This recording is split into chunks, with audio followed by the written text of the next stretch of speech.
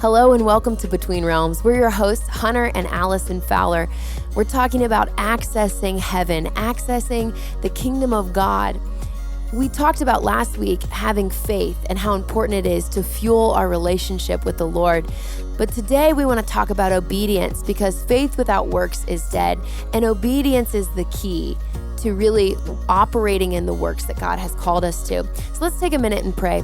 Father God, I just thank you so much for this time together. I thank you for what you've done in these podcasts that we've been doing, Lord, in the hearts of the people who've been listening. And I ask that once again, Lord, that your Holy Spirit would be here. Lord, we just submit this time to you. This is all about what you want, your ways, because this means nothing without your anointing and your power. So Father God, I pray that every heart would be open wide to hear you, to receive you, to be touched by your Holy Spirit, and that we would learn something new about who you are so we could step into deeper places in relationship and intimacy with you. In Jesus' name, amen. Well, obedience is the proof of our love for God. It shows him that we can be trusted because we've stewarded the responsibilities he's given us by following his directions. And the benefits of obedience are immeasurable. We're going to talk about some of those today, but still it can be so challenging to obey what God's saying to do when we are confronted by our fears and unbeliefs and doubts. And so today we'll be discussing how God uses obedience as a test to prepare us for doors that he longs to open up for us in the future. The first question I just want to ask is, what is obedience and what does the Bible say about that? Man, that's such a big question, but it's a good one nonetheless. The definition, according to Webster's, of obedience is to comply with an order, request, or law, or to submit to another's authority. So in the natural sense, it's really to obey is say, hey, I got orders. I'm going to do what you said to do. The Bible says we can't just be hearers only, but we have to be doers of the word. So it's in the action of doing that we actually obey. John 14:23 and 24, Jesus answered and said to him, if anyone loves me, he will keep my word, and my Father will love him, and we will come to him and make our home with him. He who does not love me does not keep my words, and the word which you hear is not from me, but from my Father who sent me. It's crazy when we see Jesus say this because he's literally saying, hey, love, obedience in the Bible is represented by, if you're obedient to what God's saying, then that is really a picture of whether you love Jesus or not, you know? And that's a hard thing because sometimes Jesus asks us to do difficult things. He asks us to change ways and mindsets. He asks us to transform our way of thinking entirely. And many times, we struggle with that. It's a very difficult thing to do. But when we think about how much God loves us and what he's done for us, it should trigger us to say, you know what? I love him too, and I love what he asks me to do because what he's asking is important. My favorite scripture in the Bible, though, on obedience is Romans 5:19. It says, For as by one man's disobedience many were made sinner, so also by one man's obedience many will be made righteous. And it's referencing back to Adam in the garden disobeying, and it made way for sin really in the world, but by one man's obedience. And it's partially a picture of Jesus saying, you know what, he's going to lay his life down, and he's not going to disobey God. He's going to say, not my will, but yours be done. And he's going to go to the cross and make way for righteousness to rise. But Jesus says, greater things you do because I go to the Father in heaven. And I believe we can recreate that moment in our own lives when we begin to obey God. Something powerful happens. It doesn't just create obedience in us and the benefit of obedience that we're going to talk about today. It also makes way for many to walk righteously. Our obedience becomes an example to what God's doing. So I'm so excited to have the opportunity to love God through obedience. Yeah, when you were talking, I got this picture of like entering into disobedience, like it was a doorway. Like when Adam sinned, he was entering into obedience like a doorway, and it led to destruction. But with Christ, we enter into him. I mean, the Bible talks about it over and over again, how we're to abide in him. Yeah. And it's one man's obedience that leads us to Yeah. righteousness, right? And Yeah. so really when we talk about obedience with that scripture alone, you kind of get this foundation that it's not even really our obedience. It's just entering into Yeah. Christ's obedience and the sense of abiding in him, Yeah. staying firmly founded in him. And as we enter into the open door of obedience, then we get to experience all these incredible things. Mm. And, it reminds me of 1 John 5:3. It says, this is love for God, to keep his commands, as his commands are not burdensome. Mm. It's interesting how the more you get a revelation of Christ, the more you enter into him in obedience to him, how suddenly obedience is no longer burdensome, because Yeah. you recognize his character, you recognize who he is. And that's why obedience is a fruit of faith, because it has to start with a revelation of He's worth it. He's real. He's worth it, and he's good, and he's going to lead us to something, so much better than what we could think of for ourselves. But it's really there's this battle between flesh and spirit. When you're talking about the difference between disobedience and obedience, disobedience is walking the way of the flesh, and obedience is walking the way of the spirit. And so that's kind of where we have to really dive into, well, what does that look like on a day-to-day basis? So why would you say God sometimes asks us to do things without explaining the why or giving us any details? Well, I mean, he does do that a lot. First of all, I think about Abraham. He calls Abraham, and I'm going to look up the exact scripture right now because I've got it somewhere close by. It's in Genesis 12. He calls Abraham and he says, leave your country, your kindred, and your father's household to go to a land I will show you, and I will make a great nation. He goes on to talk about how he's going to bless him, how he's going to make his name great, and that the families of the earth would be blessed through him. And so he gives this, like, he drops this blessing bomb in a sense, saying like, these are all the things that I want to give you. But here's the little thing that you have to do in order to get here, right? And I believe that it was a test for Abraham. And it's interesting because when I think about tests, like, why would a God who knows everything, who's all-knowing, who understands the ins and outs of your heart, need to test you? And when I really started diving into that question and asked the Holy Spirit, like, God, okay, wait, hold on. Why are you testing me if you already know the answers that I'm going to give? But like when you think about school, when a teacher tests the student, it's to show the student what he knows and doesn't know.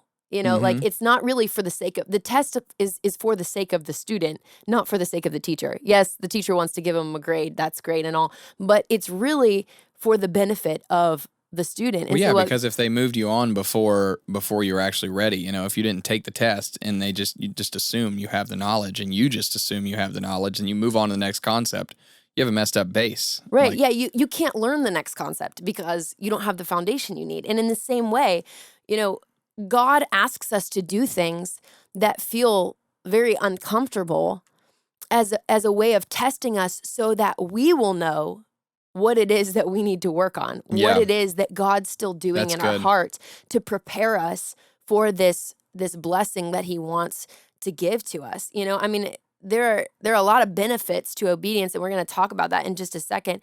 But, he did it all throughout the word. I mean, Abraham, he took him into the wilderness. He didn't tell him where he was going. He just said, I just need you to leave your home and follow me to a land that I'll show you. He didn't give him major directions except for just follow me. Then he did it to Israel. Leave Egypt, takes him to a wilderness, and the same wilderness that Abraham had gone through to get to the land. Interestingly enough, it was like this generational thing where God was testing each generation and trying to see, okay, which generation is going to really submit to my process, to refining who they are and their character so that they'll be ready to steward what I want to give them. There's this place of, the wilderness represents the testing ground. It represents a place where God takes us to remove the flesh from us so that we can walk fully in the spirit. Yeah. And even Jesus, it's interesting because in Matthew 4, 1-11, it says right after, Jesus got baptized and had the Holy Spirit come upon him, it says that then Jesus was led by the Spirit into the wilderness to be tempted by the devil. Well, that sounds backwards. Yeah. Wait, hold on. He was led by the Spirit. He was led by the Spirit to the wilderness to be tempted. Yeah. That sounds really strange. Yeah. But you cannot grow in an environment that has no pressure, because you build up strength through resistance training, And so the Holy Spirit had to take him to the wilderness to be tempted by the devil, for him to be able to know, I can resist the devil. This is something I can do through the inspiration of the Spirit. I have the power now to resist him. And there's a scripture in the New Testament that says, submit to God, resist the devil, and he will flee.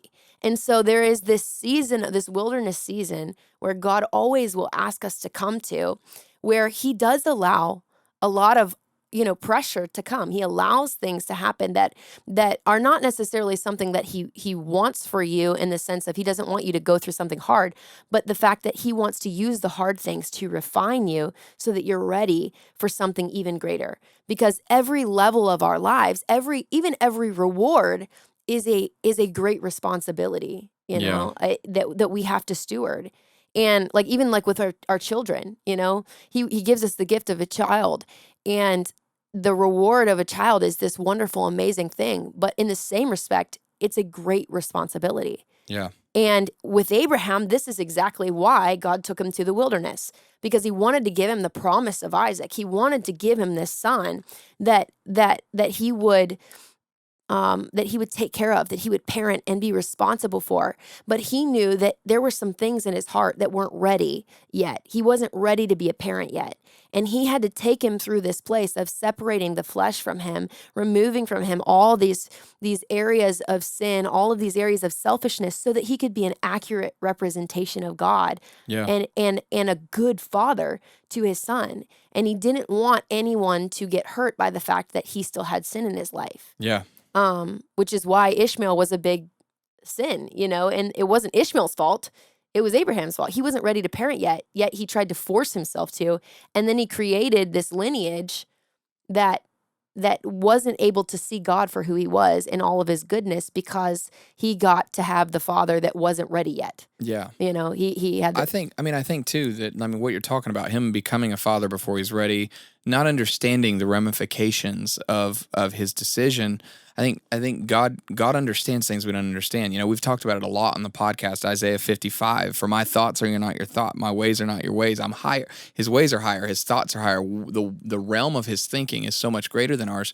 Why doesn't he tell us all the details? Because if he did, our heads would explode. We can't contain everything that God's trying to accomplish. And if we could, we wouldn't need him. And that's the reality is we need God, because we can't contain it. It's not possible for our human capability to happen. I think about our kids. There's so many times I don't have time to give them all the details as to why I give a command.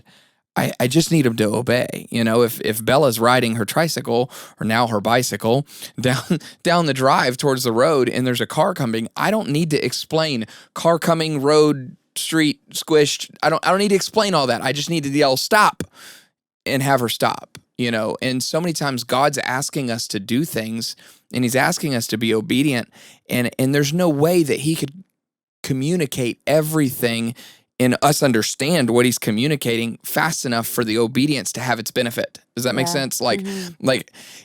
There's something that God wants you to do in your life, that God wants you to accomplish in life. And if you can get with it right now and just obey blindly, okay, God, you said it, I trust you, I'm doing it, then he can present you with all this benefit and all this greatness out of it.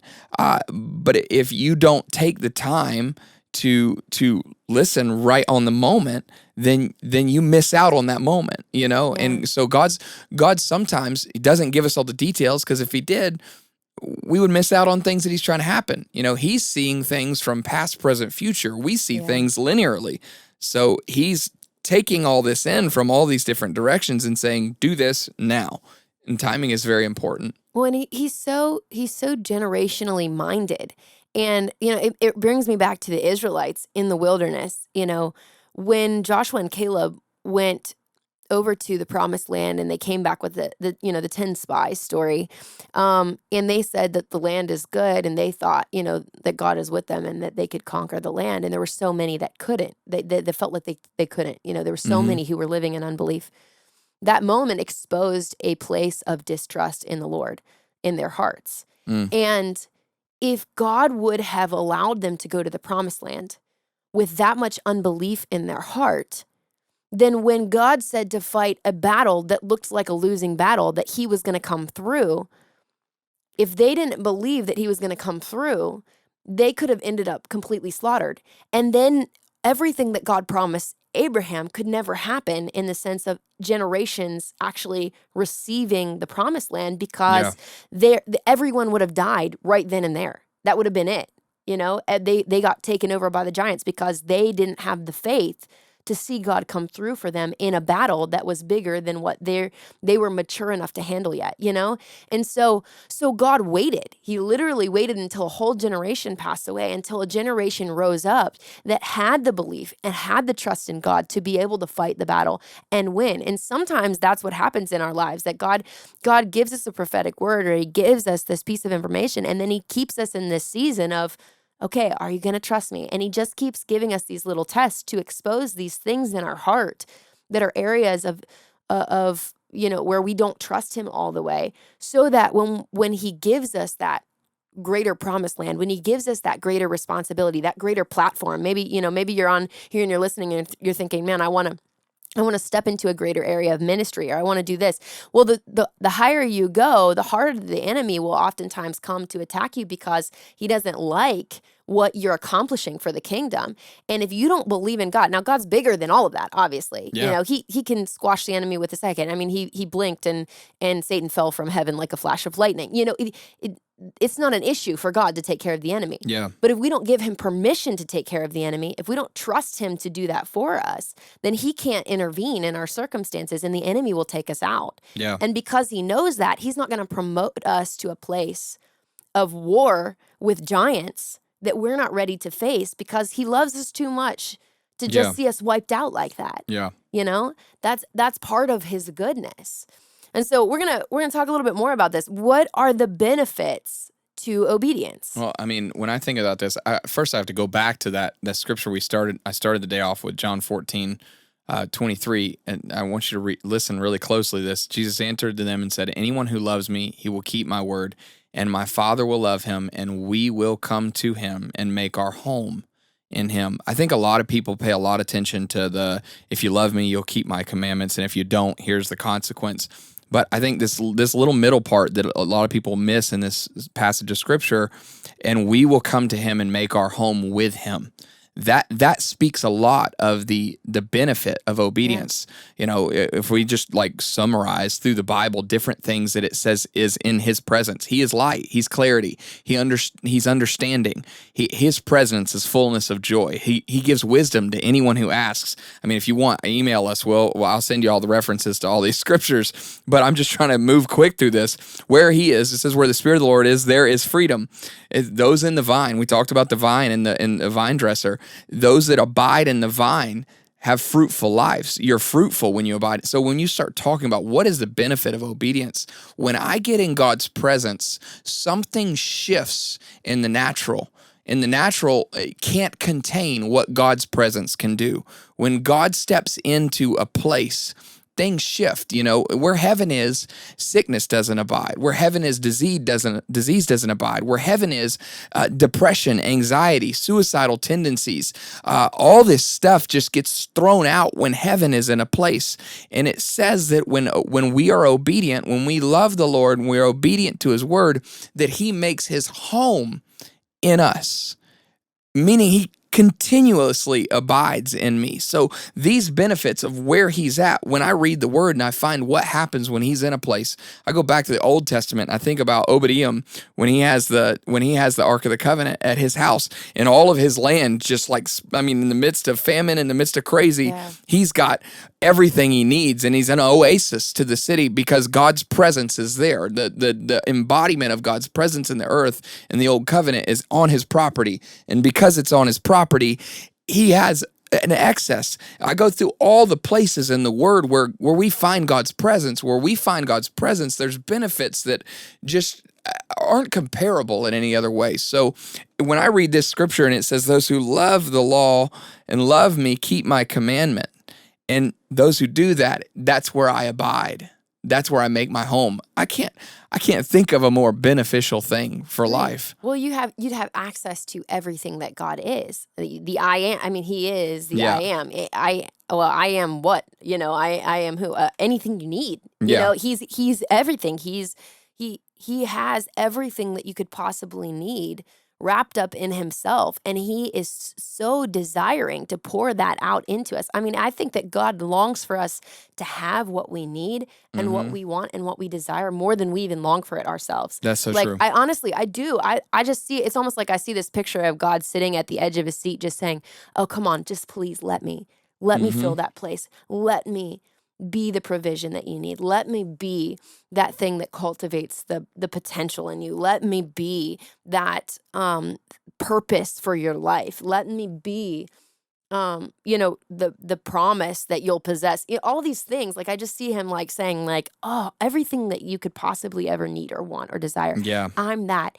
And the greatest joy of my life is to give that to you, to give myself to you. I mean, why else would He gift us with Jesus? Yeah. That's the greatest joy of His life. He's selfless love. So the fact that that is part of His nature means that that who He is, the very essence of who He is to pour out, to give. That's just part of Him. And so He desires that more than we even desire it for ourselves. But the fact that He's love means that He's not going to give us something that's going to destroy us.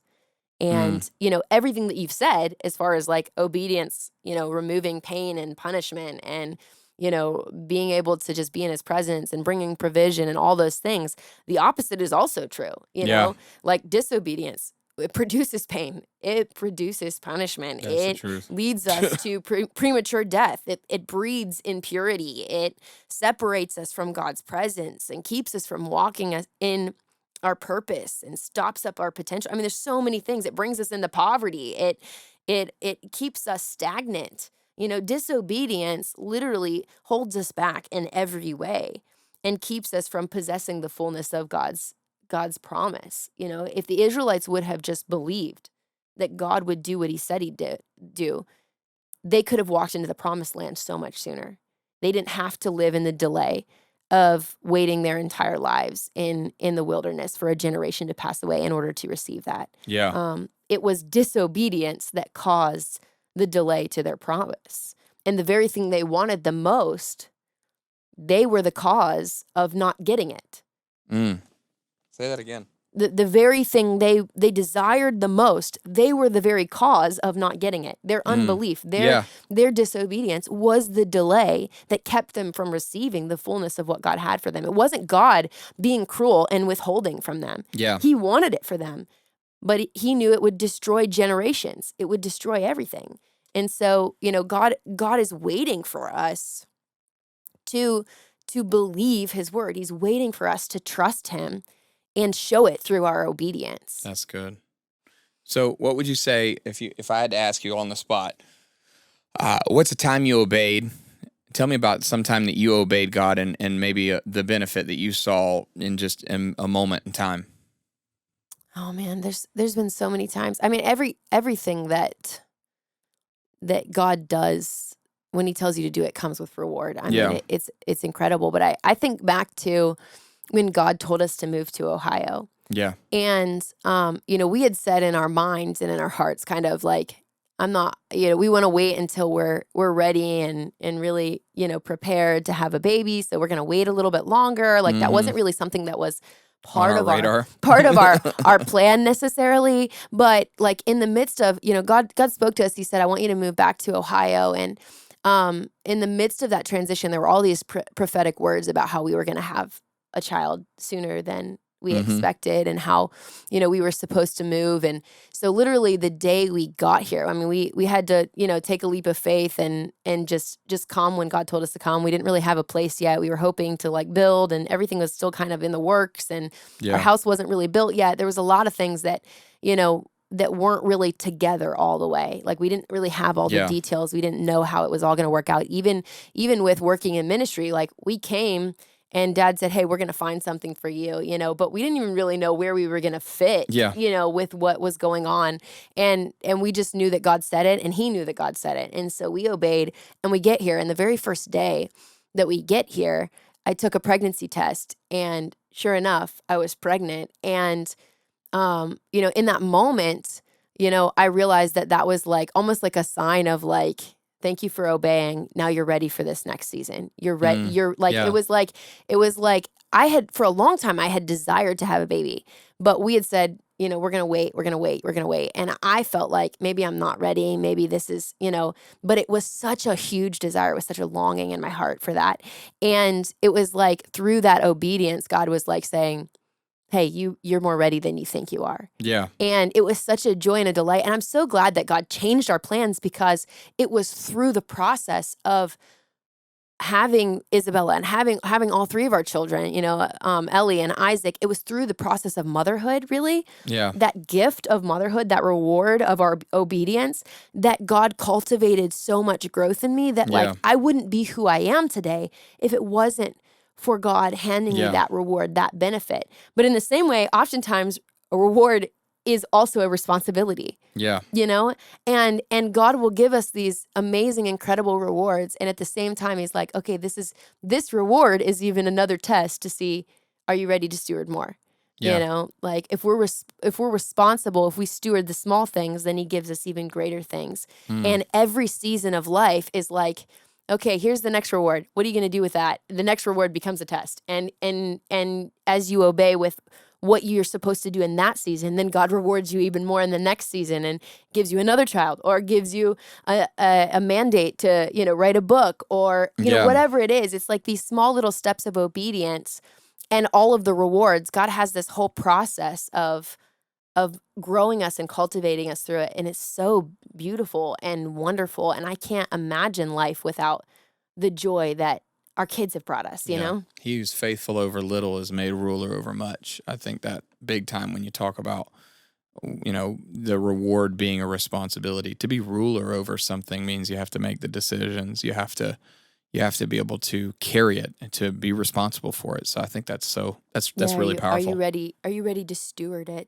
Like that. And that's why God waits to give us rewards, because he doesn't want it to crush you. Yeah. If I was a mother before I was ready to, then I could end up being burdened by something that was actually meant to bring me joy. Yeah. Because I didn't have the characters to sustain me through the hard parts of mothering, Yeah. So it's this balancing act that God has us in realizing like, okay, I'm not going to give them anything until they're ready for it. And then if I wait until they're ready, then they can truly enjoy it for the way that it's supposed to be, and for how it's supposed to benefit them.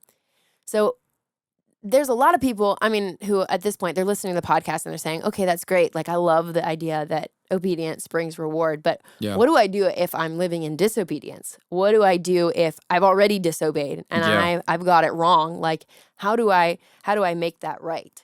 I think there's that magic word that everybody hates to hear somebody tell them to do as repent. The word says repent and sin no more. That I think that when you look at that word repent, a lot of people have got it sold in their brain that it just means to take a moment and look at the roof of your place that you're living or the sky and go, God, I'm so sorry, and move on. But repent literally translates to change direction or change one's mind, to change your thinking. I think when we've decided to disobey, when we've decided that what God's asking us to do isn't what we want to do, there's something in our thinking that doesn't line up with God's thinking. So it's time to change our mind. It's time to shift the way we think. And he says, wash yourself with the word of God, and to take on the mind of Christ, to put on the mind of Christ. All through the New Testament, we find this picture of us dying to self and putting on his way of thinking. So I don't think that this is just advice for the new believer or somebody that doesn't understand or hasn't been obeying, but this carries through the relationship. Paul said, I die to myself daily. And that's like wrote 2/3 of the New Testament. Like he's a pretty influential guy, most people would say he had his stuff together, but he's still having to die himself daily. The New Testament also says the righteous fall. When the righteous fall, they get back up. The righteous man falls 7 times. He gets back up. That's so important. So what do you do if you've disobeyed, if you've messed up, if you've already fallen, if you've already aren't there? You get back up. You repent, you change your thinking, you say, God, how can I do this better? Ask him. I think that's a legitimate thing. He wants communion with us. Communion doesn't mean he talks and we listen. Communion means we commune, we communicate.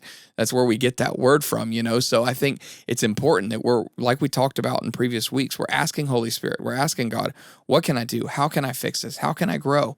How is this going to be what I want it to be? And in that we see and we get direction, we get wisdom. Because it says those who are obedient, he's in his presence, he's in their presence, he's with them. And anyone who asks him for wisdom, he gives it freely.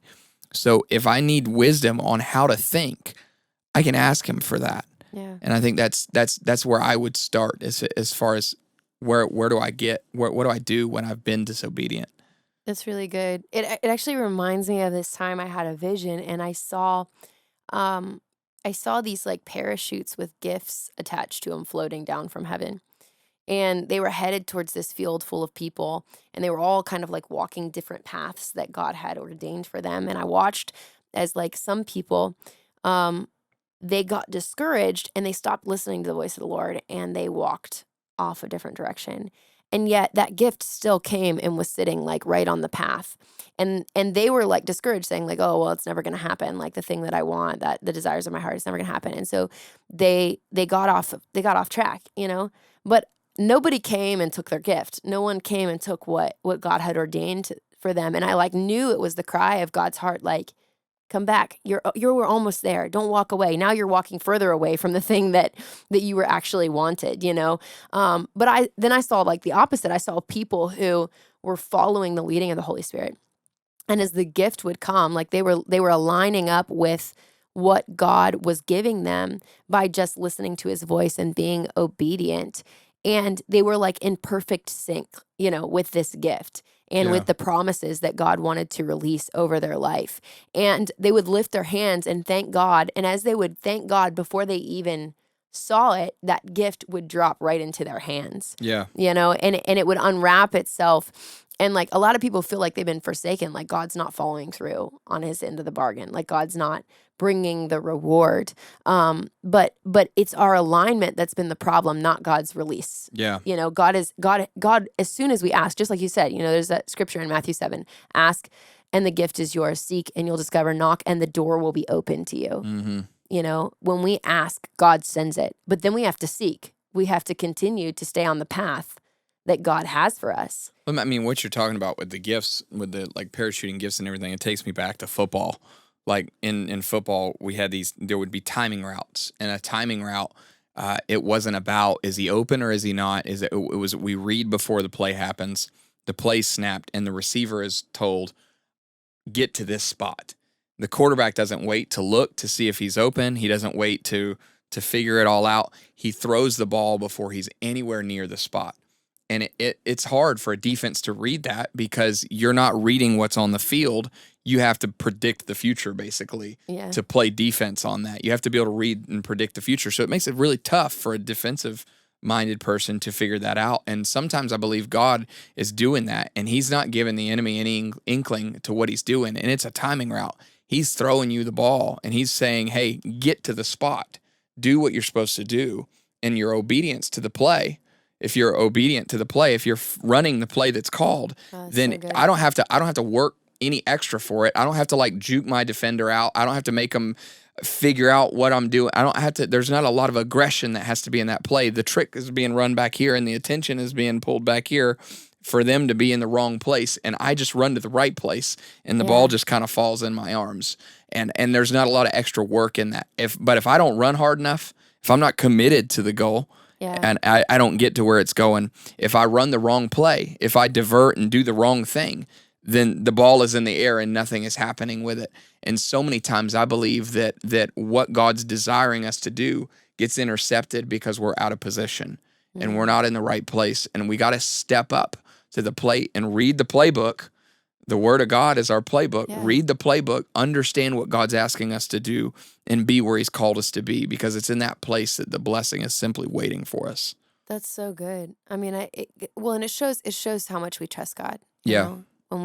When we can't see that person is where they're supposed to be, but we Yeah. throw the ball anyways as the quarterback or whatever it is. I don't know football clearly. But but it, you know, I if have we led my can't wife see, astray, y'all. if we can't see that someone's there ready to catch the ball, but God told us to throw it, Yeah. we need to be obedient and throw it. And when we do, it shows that we trust him, that, Yeah. you know, that he's going to make the right things line up in the right timing so Yeah. that everything goes the way it's supposed to go. You know, That's it's good. such a trust thing. And it's a beautiful sacrifice of praise Yeah. to God.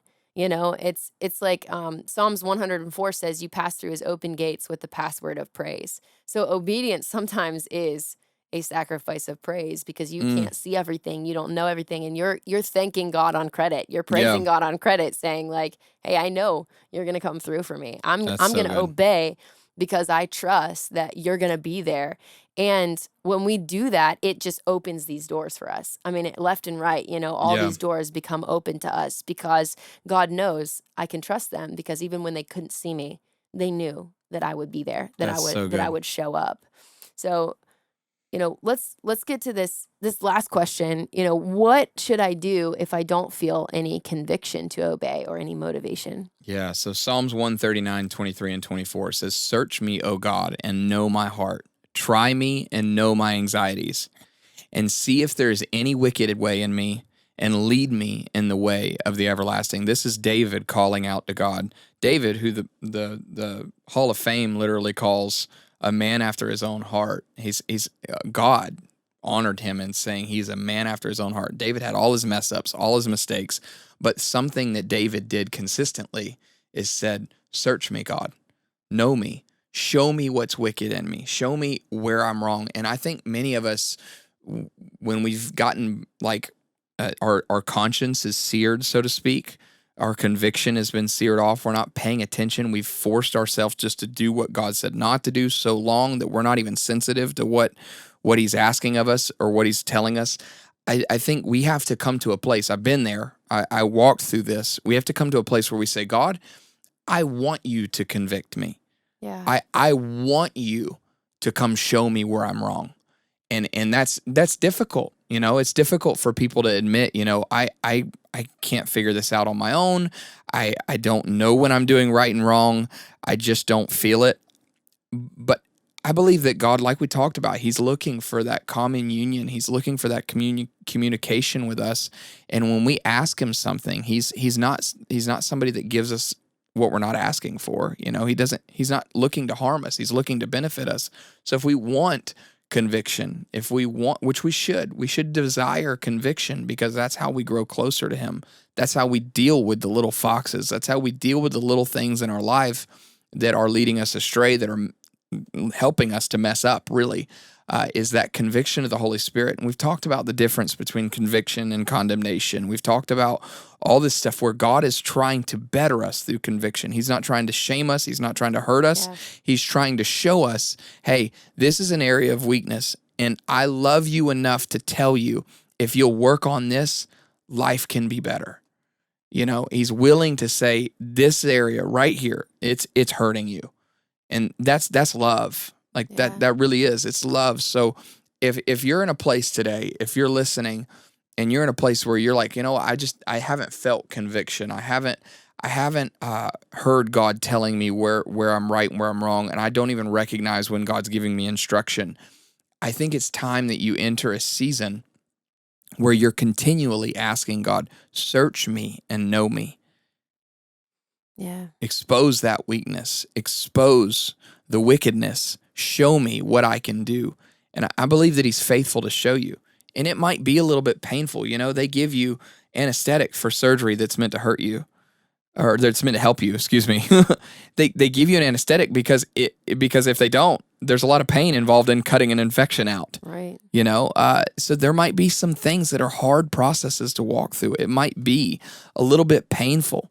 But I promise you, if Holy Spirit is involved, he's looking for the betterment of your soul, Right. your spirit, your mind, your body. He's looking for you to be in a better place. Yeah. And it comes through that conviction. So it reminds me of like an epidural. Like epidurals are not comfortable to get, but it's way better than experiencing the pain of childbirth.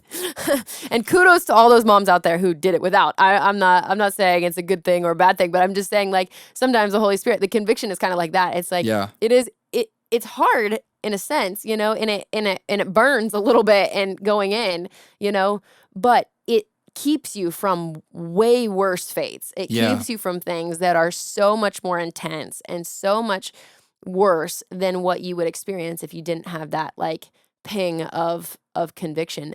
The other thing I would say, though, in regards to what you're talking about is, like, you know, if I'm having a hard time obeying something that I know is written in the Word of God,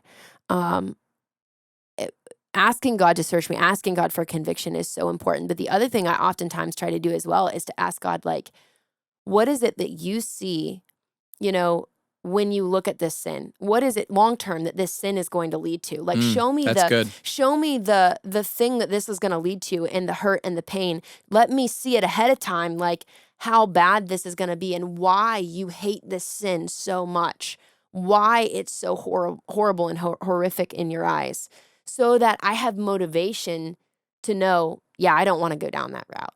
You know, it's like with Isaac, I can tell him, like, don't touch the stove, you know, it's hot. And he'll say, yeah, hot, hot, hot. But if he's never been burnt, then he still might be somewhat curious. Yeah. And I, as a loving parent, I don't want him to get burned. I would rather him to never experience that. Never, never, never. I don't want him to do that. But once he's experienced that, like, if he does disobey and he gets burnt, that's pretty good motivation to not go back and do it again, you know? And so God does this thing where he uses a plethora of reward and consequence to get us to where we need to be, to understand, like, yeah, hey, that burned me last time. I don't want to do that again. Yeah. But asking God in advance, hopefully you don't have to do it through tribulation, you know. The word says obedience is better than sacrifice. I think that's exactly what we're talking about right there. Right. I mean, well, and sacrifice is about atonement, you know. Yeah. There's no need for atonement if you obey, because there's no sin separating you from God. You know what I mean? Yeah. Like, there's so much more to it than just, you know, sacrifice in and of itself. But yeah, God loves obedience because he loves us, and he doesn't want us to have to experience any of those things. Man, I have just felt Holy Spirit all over our conversation today, and I am so pleased with his direction and his guidance. And I really hope that you guys at home or wherever you're listening, that you're grasping the amazing thing that is obedience, that this conversation has helped you to see that God asking us to do things a certain way or in a certain timing is not because he's got some rule book, but because he has some amazing, amazing benefits that we get to partake of because we're in his will. Let's pray really quick before we close out. Father God, we are so thankful for who you are. God, we're thankful for your conviction. God, we're thankful that you don't just leave us on an island to try to figure everything out on our own with no instructions and no guidance. But Lord, you give commands. You give righteous commands. God, you give instruction. God, you give wisdom. Lord, you are there next to everyone who wants your guidance. And God, you give so many benefits for those who listen and obey. God, we thank you for the opportunity to obey. Lord, I ask that you would help each and every person under the sound of my voice to see the benefit of obedience, and Lord, that it would become easy for us to walk in a lifestyle of obedience. In Jesus' name we pray. Amen. Hey, listen, thank you so much for joining us. Be sure to share this podcast with everybody you can. If you haven't already, be sure to subscribe on Spotify, Apple Podcasts, YouTube, wherever you can get it. Make sure you subscribe and get the notifications on so you see when the episodes come out. You can also connect with us on all our social media networks. Most of them we can be found at Between Realms Podcast or on our website, hunterandallisonfowler.com. New episodes every Monday, so stay tuned. This has been another episode of Between Realms with Hunter and Allison Fowler. Have an awesome day.